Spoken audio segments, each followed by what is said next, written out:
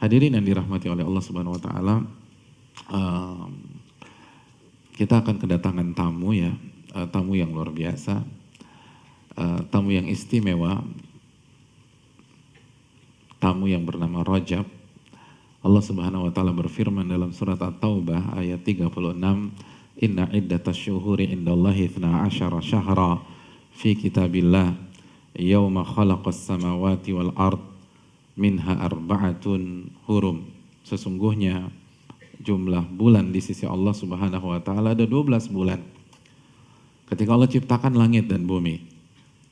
Dan di antara 12 bulan tersebut Allah ciptakan 4 bulan yang mulia atau yang biasa dikenal dengan 4 bulan haram. 4 bulan yang mulia atau yang biasa dikenal dengan 4 bulan haram. Nabi SAW bersabda dalam hadis Bukhari, "Thalathun mutawaliyat", 3 bulan datang berturut-turut, Dzulqa'dah, Dzulhijjah, Al-Muharram, terus yang berikutnya War-Rajabu Mudhar, dan bulan Rajab. 3 berturut-turut, lalu ada jeda, lalu Rajab. Nah, karena ada jeda ini biasanya kita lupa, hadirin. Ini bulan yang spesial. Bulan yang spesial. Apa istimewanya? Yang pertama, kata para ulama, singkat saja karena saya ingin mengingatkan, bukan membahas secara komprehensif. Yang pertama, tidak boleh berperang. Kecuali antum diserang. Jadi nggak boleh berperang di bulan ini. Kecuali defensif. Yang kedua, semua amal ibadah yang kita kerjakan di bulan haram, dan Rajab bagian dari 4 bulan haram, pahalanya dilipat gandakan oleh Allah Subhanahu wa taala. Pahalanya beda. Jadi sholat 5 waktu kita pahalanya beda nih. Puasa Senin Kamis kita pahalanya beda. Zikir pagi sore kita pahalanya beda. Infak sedekah kita di bulan ini pahalanya beda. Pahalanya beda. Dilipat gandakan oleh Allah. Antum datang ke kajian, itu pahalanya beda. Semua dulu. Antum birrul walidain, antum berikan hadiah buat orang tua, itu pahalanya beda. Pahalanya lebih tinggi. Ini bulan Rajab. Seluruh amal ibadah pahalanya dilipat gandakan oleh Allah. Dalilnya tafsir Abdullah bin Abbas dalam surat At-Taubah ayat 36. Antum bisa cek di tafsir-tafsir klasik. Jadi ini waktunya beribadah. Ini waktunya memperbanyak sholat duha. Ini waktunya menjaga rawatib. Ini waktunya memperbanyak sholat sunnah mutlak. Ini waktunya perbanyak puasa. Ini waktunya tambah lagi infak kita. Kalau antum datang ke setiap kajian, biasa ngasih warna hijau, antum kasih warna merah nih bulan ini, gitu.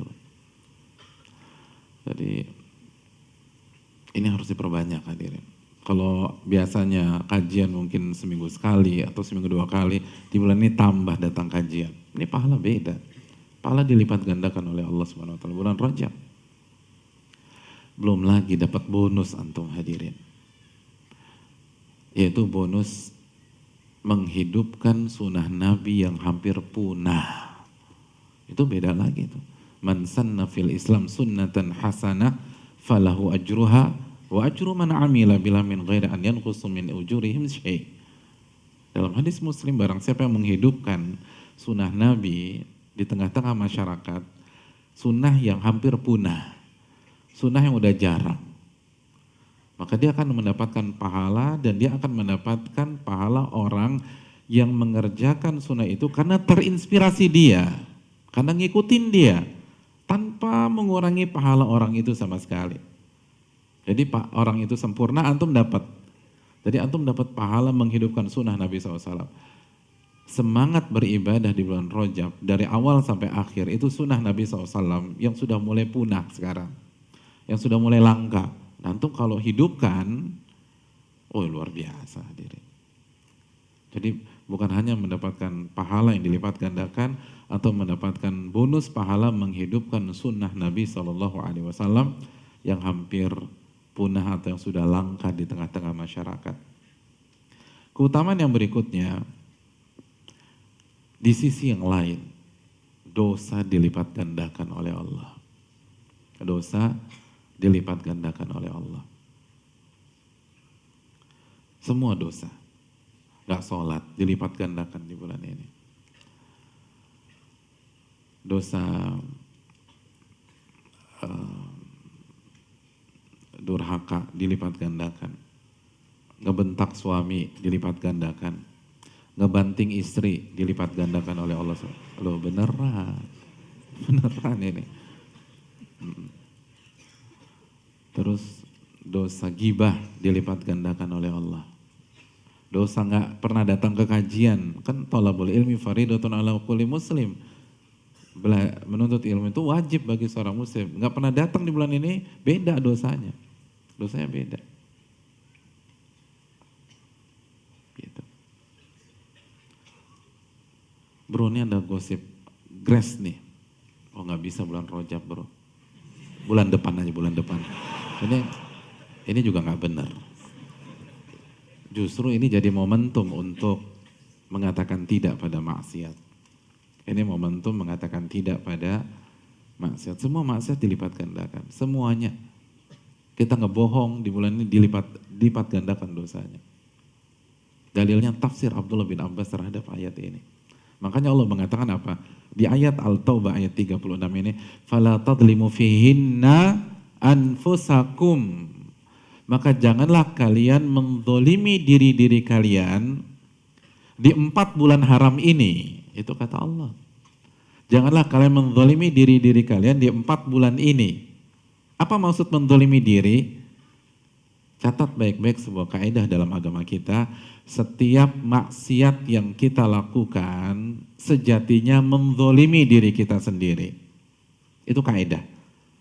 Dan saya ingin ini menjadi salah satu oleh-oleh kita pulang pada malam hari ini. Setiap maksiat yang kita lakukan itu sejatinya kita menzolimi diri kita. Loh, kenapa Ustaz? Karena ketika kita bermaksiat, setiap maksiat ada side effect. Ada efek negatif di dunia maupun di akhirat. Karena gara-gara maksiat, kita kena musibah, kita kena bala. Masih ingat surat Asy-Syura ayat 30? Wa ma asabakum mim musibatin fabima kasabat aydikum. Apapun yang menimpa kalian, itu salah satu andil dosa kalian. Jadi itu ngedzalimin diri sendiri. Dan ketika kita sudah meninggal, gara-gara dosa orang diazab di dalam kubur. Gara-gara dosa seseorang gak mendapatkan naungan Allah pada hari kiamat ketika matahari berada 1 mil di atas dia. Gara-gara dosa dia dimasukkan ke dalam api neraka, dia dibakar, dia dipotong-potong, dia digantung. Itu kan ngedzalimin diri sendiri. Jadi setiap dosa atau setiap maksiat adalah kezaliman pada diri. Makanya kan Allah kata apa? Wa ma dhalamuna walakin kanu anfusahum yadhlimun. Ketika mereka maksiat, melakukan kesyirikan, mereka nggak pernah zalimin kami, kata Allah. Tapi mereka menzalimi diri-diri mereka sendiri. In ahsantum li anfusikum wa in asatum falaha. Kalau kalian buat baik, itu untuk diri kalian. Kalau kalian melakukan perbuatan buruk, kalian yang akan kena getahnya. Di awal-awal surat Al-Isra. Hadirin yang dirahmati Allah. Maka maksud ayat ini, janganlah kalian melakukan dosa di 4 bulan ini, kata Allah. Apa maksudnya? Apa maksudnya? Janganlah kalian melakukan dosa di 4 bulan ini. Berarti di Syaban boleh dong Pak Ustadz. Rabiul Awal, Rabiul Tsani juga boleh. Hadirin, ini bahasa penekanan, bukan pengkhususan. Kenapa penekanan? Kata para ulama, karena berdosa di 4 bulan ini dilipat gandakan oleh Allah. Contoh misalnya, antum punya perusahaan. Analoginya gini, antum punya perusahaan. Besok perusahaan antum akan didatangi oleh Menteri Tenaga Kerja. Mau survei. Maka hari ini antum akan kumpulkan pegawai-pegawai antum. Lalu antum akan briefing. Salah satu isi briefing itu mengatakan besok jangan ada yang datang terlambat. Ada yang nyeletuk. Berarti lusa boleh dong Pak. Ya gagal paham nih orang. Ini bahasa penekanan. Setiap hari nggak boleh datang terlambat. Khusus ditekankan besok. Kenapa? Karena ada tamu istimewa besok. Bukan berarti hanya besok aja nggak boleh datang terlambat. Nah, Allah berfirman, jangan melakukan dosa di 4 bulan ini. Kenapa? Karena dosa dilipat gandakan oleh Allah Subhanahu wa ta'ala. Adapun hadirin yang dirahmati oleh Allah Subhanahu wa ta'ala,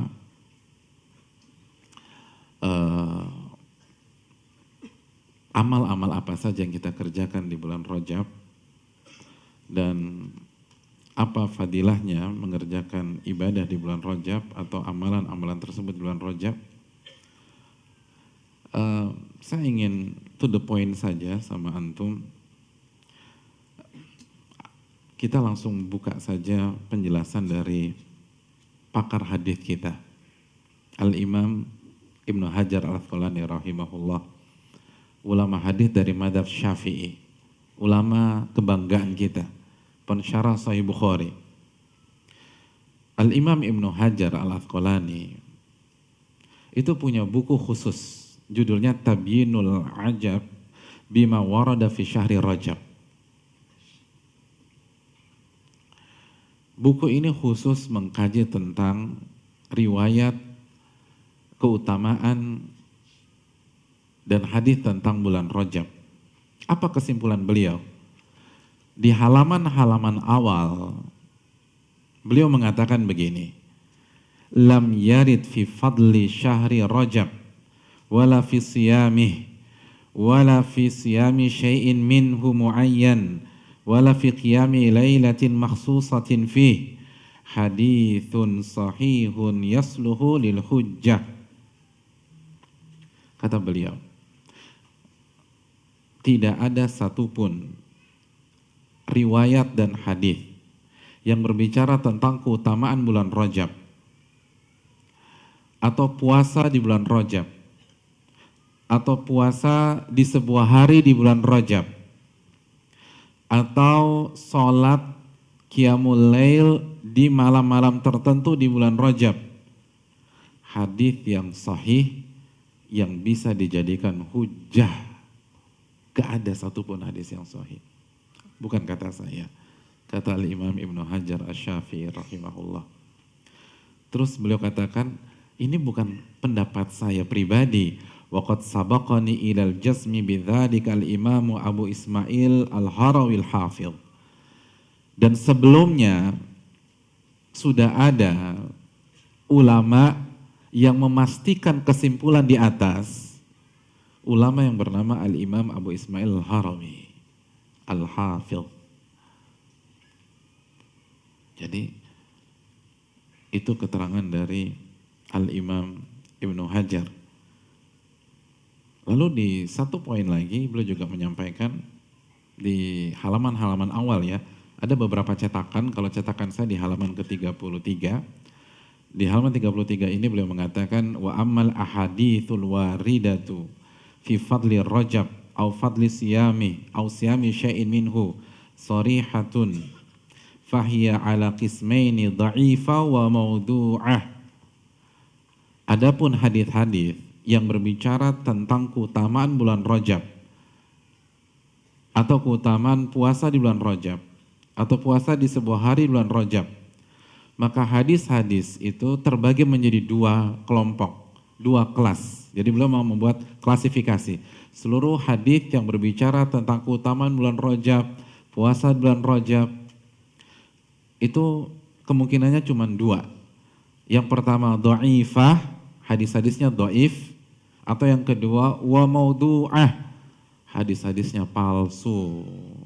Opsinya cuma 2, kalau nggak dhaif palsu. Jadi nggak ada satupun hadis yang sahih. Artinya, silakan perbanyak ibadah di bulan Rajab. Bukan karena ada fadilah khusus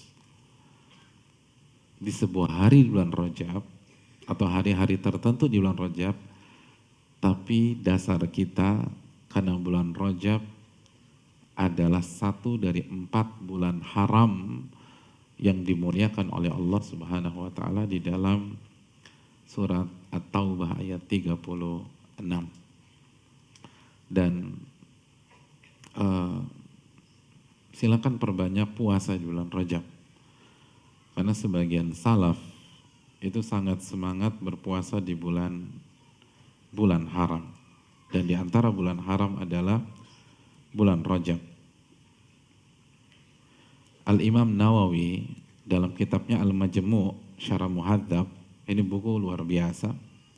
Imam Nawawi mengatakan, qala ashabuna, berkata sahabat-sahabat kami, wa minas shaumil mustahab shaumul al-ashhuril hurum. Di antara puasa-puasa sunnah adalah puasa di 4 bulan haram. Lalu Imam Nawawi menjelaskan Dzulqa'dah, Dzulhijjah, Al-Muharram dan Rajab. Itu kata Imam Nawawi. Dan diriwayatkan sebagian para salaf semangat puasa di 4 bulan ini. Di antaranya Ibnu Umar, Al-Hasan Al-Basri, Abu Ishaq, bahkan Sufyan Ats-Tsauri, salah satu ulama besar, mengatakan Al-Ashhurul Hurum ahabbu ilayya an asuma fiha. 4 bulan haram adalah waktu yang paling aku sukai untuk berpuasa sunnah. Jadi 4 bulan haram adalah favoritku nih untuk puasa sunnah. Jadi perbanyak puasa sunnah. Dan memperbanyak puasa sunnah di 4 bulan haram, hadirin. Dan di antara 4 bulan haram, bulan Rajab adalah madhab mayoritas para ulama, jumhur para ulama. Ini adalah madhab Hanafiyah, Malikiyah, Syafi'iyah, dan sebagian Hanabilah. Jadi madhab Hanafiyah, Malikiyah, Syafi'iyah, dan sebagian Hanabilah mensunahkan memperbanyak puasa di 4 bulan haram, dan di antara 4 bulan haram itu Rajab. Tapi yang perlu diingat adalah nasihat para ulama, salah satunya nasihat Imam Syafi'i, jangan puasa full. Kenapa? Karena para ulama tidak suka jika kita berpuasa di sebuah bulan seperti kita berpuasa di bulan suci Ramadan. Makanya dalam riwayat Umar itu pernah memaksa seseorang membatalkan puasa sunnahnya di bulan Rajab. Dijelaskan maksudnya agar tidak menyerupai Ramadan, bukan tidak boleh berpuasa di bulan Rajab. Dan ini juga nasihat dari Al-Imam Asy-Syafi'i rahimahullahu ta'ala. Jadi silakan bebas mau perbanyak di awal, mau perbanyak di tengah, mau perbanyak di akhir, bebas. Perbanyak puasa di bulan ini, bulan Rajab. Ini yang bisa disampaikan, semoga kita bisa menghidupkan sunnah Nabi SAW di bulan Rajab dan bisa semangat beribadah sesuai dengan kemampuan kita, sesuai dengan pintu yang dibukakan oleh Allah Subhanahu wa taala.